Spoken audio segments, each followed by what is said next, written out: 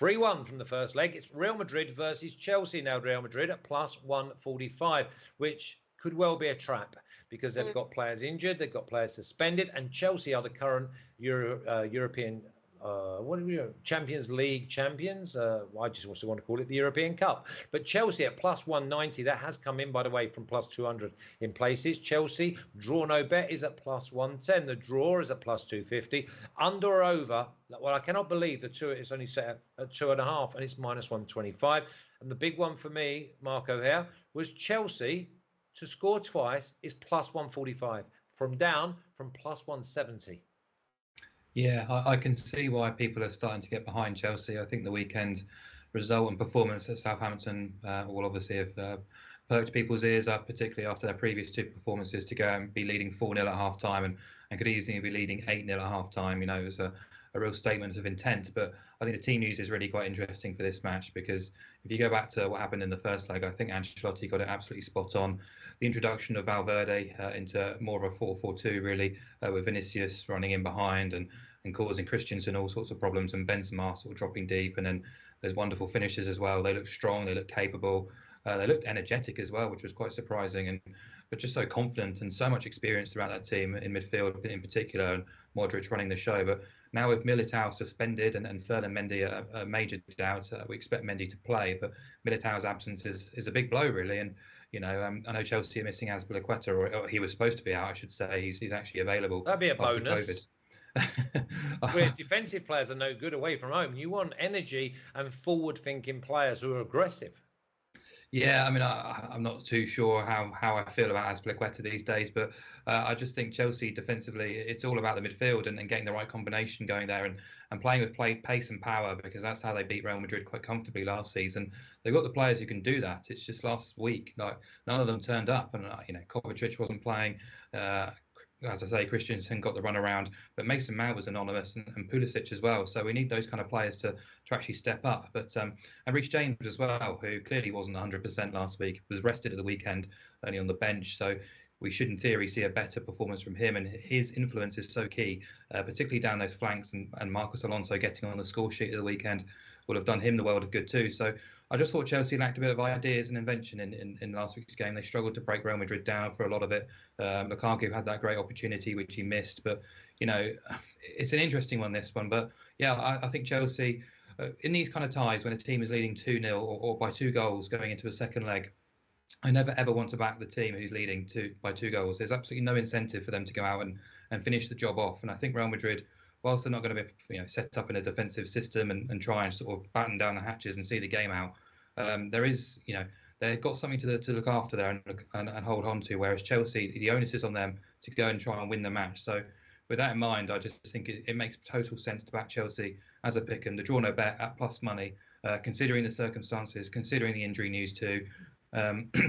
But you as well, Flash, I did think that the goal line was set surprisingly lower than expected. It was 2.5 going into the first leg, and I thought that was fair enough and bang on. But the way in which the game played out was nowhere like probably how most of us expected. It was quite open, it was quite aggressive. I'd expect something similar here, particularly with one team having to sort of take the initiative and play on the front foot. So, yeah, I kind of like Chelsea to go here and get something. I'd be very surprised if they lose. I don't have the stat to hand, but there is a sort of traditional stat that goes around the lack of knockout ties in the Champions League, which are won. Both games are won by one team. You know, if someone wins the first leg, very often the second leg is either a draw or the opposing team wins. So, yeah, it's just one of those things. I never like to back the team who's, particularly when they've got a 2-goal lead. So happy to oppose Madrid here because, as I said at the start of the show, don't want to sort of revise my opinions based on one performance when Benzema was electric and his clinical finishing really kind of settled the tie in Madrid's favour early on. Yeah, got to stop it at source. And listen, if you are pro-Chelsea, then you'll be encouraged, let's say, because the prices for the money line have gone from plus 200 to now plus 190. The big one is Chelsea to score twice. Was plus 165. Now it's come into plus 145. And remember, you can be pro-Chelsea as far as betting goes, and Real Madrid could still go through. So Chelsea can win this game. If they only win it by 1, the Real Madrid still go through. So Mina, as on a betting side of things, you've got to be, all the value is with Chelsea, but Real Madrid, as I say, could lose the game, but still go through. Yeah, I can't, what is draw no bet for Madrid? So basically, oh, it's -130. Yeah, I'd actually probably go with that. It's not great value if I'm honest with you. I am thinking of going for the money line. But the only The thing that draw is at +250 though. If you think it'd end in a draw. this all depends on what Thomas Tuchel does, because I would go all in with Real Madrid, but the fact that I found out that Militao was suspended for this is huge. Reason I say this is because Nacho will come in. I think Nacho is a very capable centre back. Let me make that very clear. But what I do think is that what happened in the first leg, in the second half, Nacho came in for Militao, and you could tell that they applied all their pressure on Nacho. They tried to make him make mistakes, and it worked out for them. But they also introduced Kovacic, which was very important for their midfield balance. This is all about what Tuchel does with his midfield, because frankly speaking, that whole team runs on the midfield. Kovacic needs to be there alongside Kante and Jorginho and Mount on top. 100%. They need to make sure they fill that midfield, because you're coming up against brains that you cannot even try to replicate. I'm sorry, Jorginho, by all means, thank you for Euro 2020, but he is not as good as Modric and Kroos, and Casemiro, and then Valverde with all his energy. I think Valverde was an interesting choice because we saw how Asensio was so poor against PSG. Valverde offers you so much energy, and the outball is Vinicius Junior.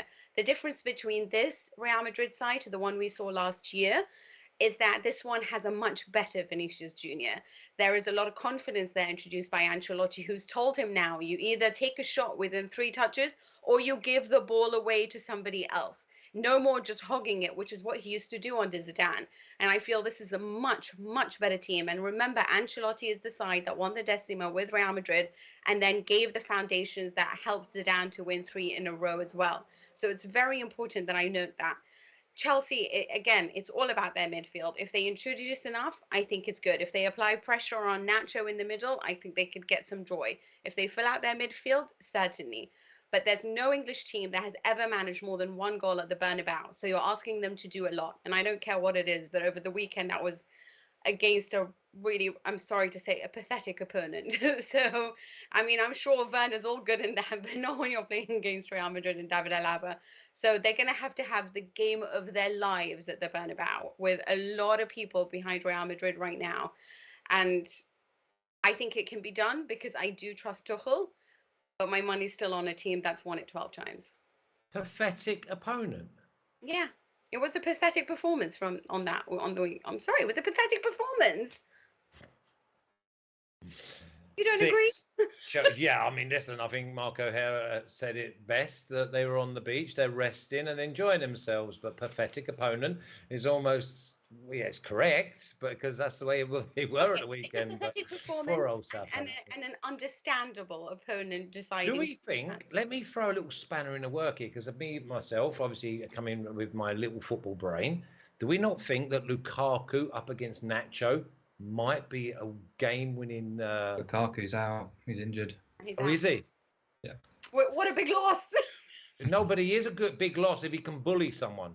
Whereas Militao would be quicker, stronger, reads the game better.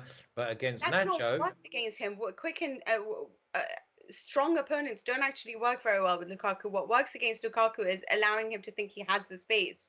Yeah. And then dodging him and actually using his strength against him. So I'm not sure. I don't think Nacho is a great centre-back opponent for him to have, but I'm sure Alaba will take over, right? Yeah, I mean, listen, I see Chelsea going 3-5-1-1. They've got to put someone in the hole. They've got to be able to push people further up the pitch to win the ball. And they've got to make Real Madrid go from back to front in one. You let Kroos, Casemiro and Modric do what they do, you're going to get ripped. And that plus 145 of Real Madrid to win the game again will look huge. But I see Chelsea got to put their foot down and go out and basically be the best second, if you're going to be second, that they've ever seen. Let's have a little look at the official picks, please. Both teams are scoring over. This seems to be a popular one. Both the games on Tuesday look like they've got goals in them and no clean sheets for either side. I've gone with Chelsea draw no bet at plus 110. I think the Chelsea have got to win this game, and remember they can win this game and still not go through. Chelsea draw no bet at plus 110 is from my Premier League expert in Mark O'Hare, but I've also gone with over 2.5 at minus 125 because I just don't want, if Real Madrid run away with it 3-1, I just want that little bit of an insurance policy, because remember, like we said in Germany between Bayern and Villarreal, Chelsea have got to keep going for 95 minutes. And Real Madrid, over the top, Vinny Jr., side for Benzema, goal. So I just want to have that on my side as well. But this is not dead. This game is not dead. It's going to be an absolute classic watch.